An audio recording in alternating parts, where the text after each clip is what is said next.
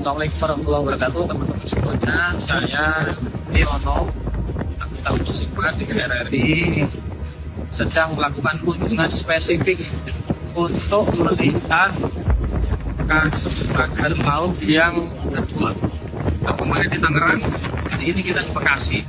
Ternyata tidak kalah itu. Ya, kita ngecek Mbak lihat ini kan pagar laut yang dibangun yang tidak memiliki izin KKP-RL dari KKP. Ya. Dan ternyata di sebelahnya nih kemarin itu juga sama. Ya, sama ya, punya swasta juga. Panjangnya mirip, dan kemudian juga dugaannya teman-teman BSDKP belum ada izin KKP. Jadi kita laut sumber daya alam adalah kita awasi, kita jaga untuk kemudian kesejahteraan nelayan kita.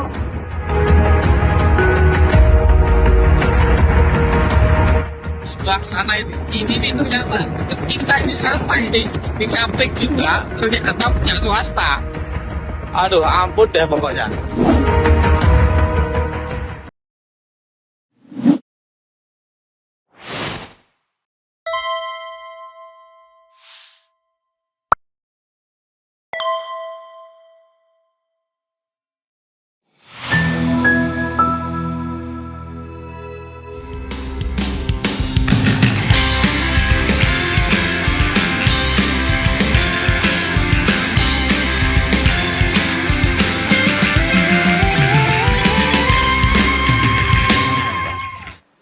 Pertama, saya merasa bangga karena statement Ibu Ketua kemarin setelah meninjau lapangan itu ibaratnya bisa menenangkan atau bisa memadamkan.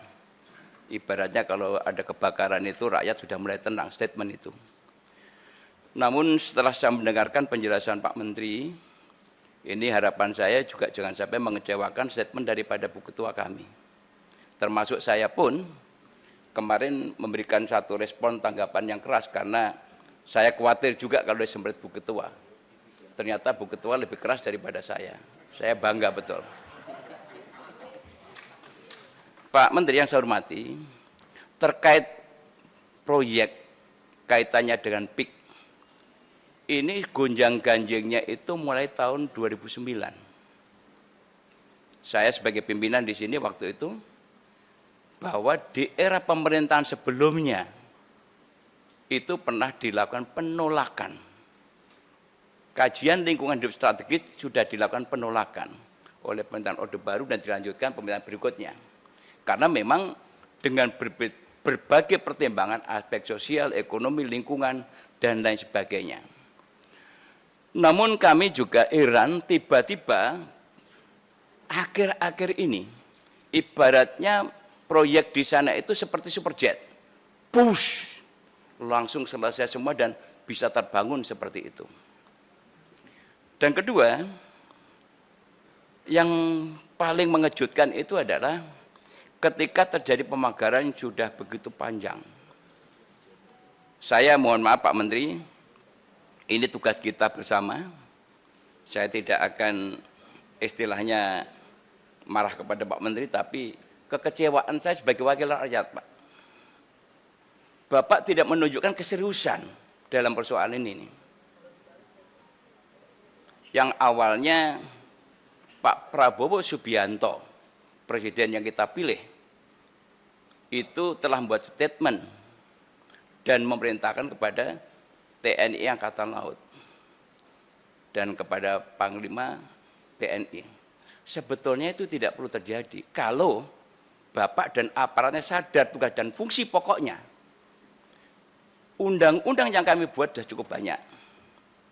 Undang-undang kelautan saya sebagai ketua panjanya, undang-undang pengelolaan wilayah pesisir dan pulau kecil saya juga sebagai ketua panja, tata ruang saya juga panjanya, dan tadi Pak Panggah juga sudah menyebutkan tentang Unclos 82, itu adalah perjuangan daripada negara-negara yang untuk bagaimana mempertahankan masalah wilayah kelautannya. Ini satu pertanyaan yang juga menggelitik kami bahwa ketika Bapak Presiden sudah memerintahkan seperti itu, Bapak masih berkilah untuk jangan dibongkar dulu. Padahal Saudara Ipung sudah turun ke sana melakukan penyegelan. Itu juga menyejukkan sementara.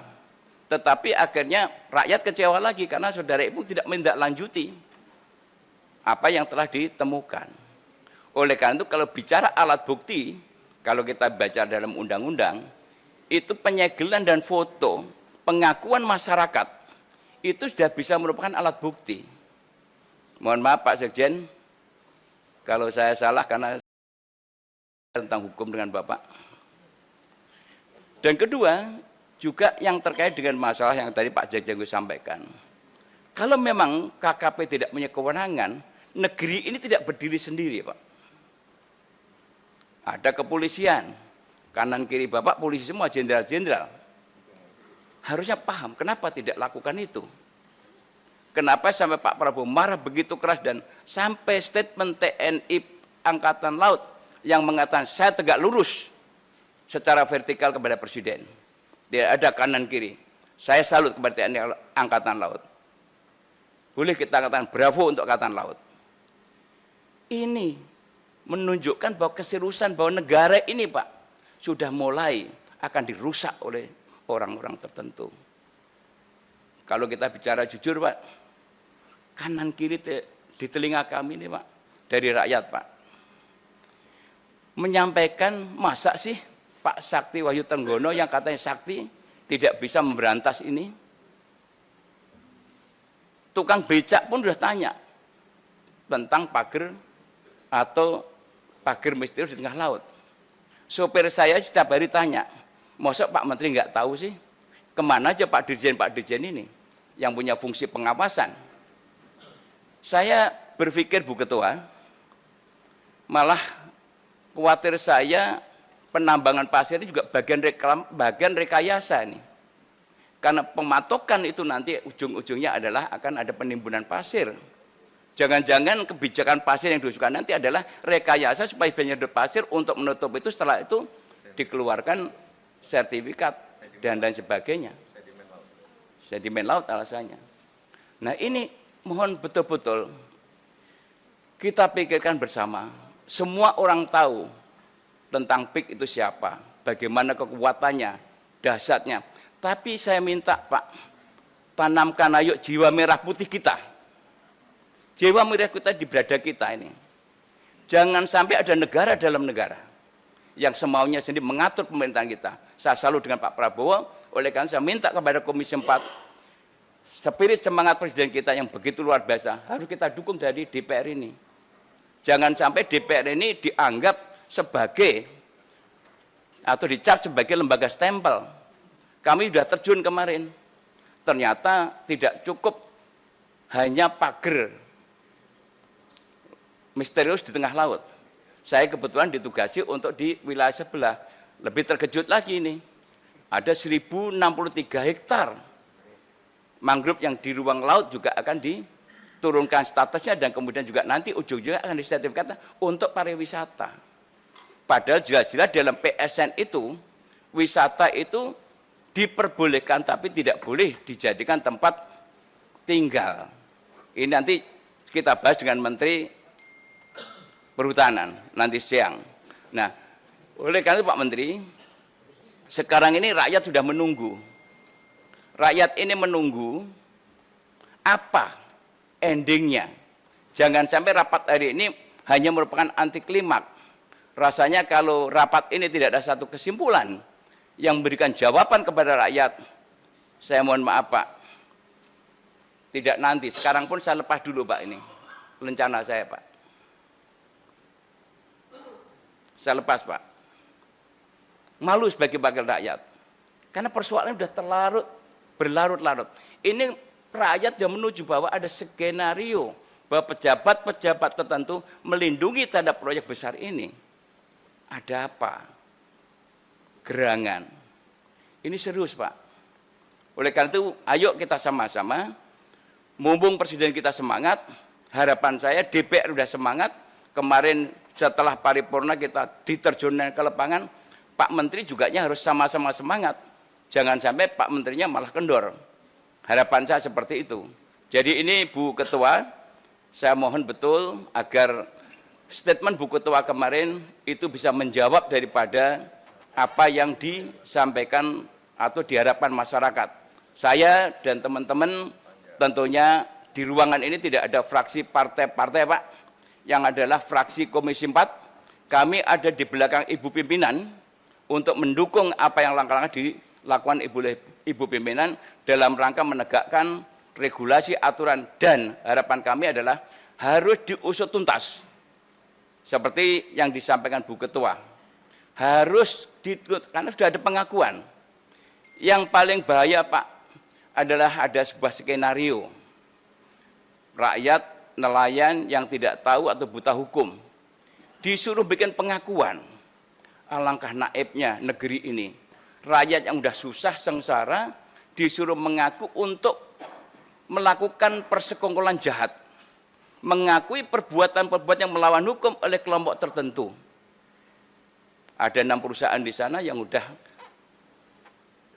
mendapatkan legalitas terhadap pemilikan di sana, padahal di sana masih dalam posisi ada air, undang-undangnya sudah jelas semuanya. Kami juga konfirmasi kepada Pak Nusron, tapi sayang Pak Nusron tidak pernah berani merespon, karena mungkin saking ketakutannya, tapi saya berikan apresiasi. Saya menyayangkan statement daripada juru bicara daripada KKP, yang selalu berkilah, seolah-olah Pak Nusron dianggap membocorkan. Ini bukan membocorkan, karena udah perintah Presiden maka harus dibuka, harus terang benderang. Siapa pemegang sertifikat dan siapa dalangnya. Bukti lengkap sebetulnya. Tinggal bagaimana ada kemauan atau tidak kita untuk menindak itu. Jadi tidak ada alasan lagi untuk mengatakan bahwa kami masih menunggu, menindaklanjuti atau kita masih koordinasi. Sampai kapan kita berkoordinasi? Ini yang dijawab oleh Pak Menteri, dan jawaban ini bukan untuk kami DPR Pak, untuk rakyat Indonesia, karena sekarang sudah mulai muncul. Surabaya tadi sampaikan, Makassar sekarang muncul lagi, yang dulu pernah kita kunjungi, ada lagi di daerah lain juga sama seperti itu. Jadi ini memang tidak ringan. Oleh karena itu saya minta kepada Pak Menteri, karena sudah merupakan perintah instruksi Presiden, sampaikan kepada Saudari Menteri Keuangan, kalau memang Bapak perlu anggaran besar, ini adalah untuk menyelamatkan aset negara. Ini adalah milik bangsa Indonesia. Jadi tolong tidak usah takut dengan Menteri Keuangan, karena ini Bapak menyelamatkan aset negara. Jadi itu yang kami sampaikan, kami tetap akan bersama-sama untuk menyelesaikan masalah ini, namun saya harapkan Bapak berserta aparaturnya harus lebih serius daripada kami yang ada di ruangan ini. Demikian, terima kasih. Assalamualaikum warahmatullahi wabarakatuh.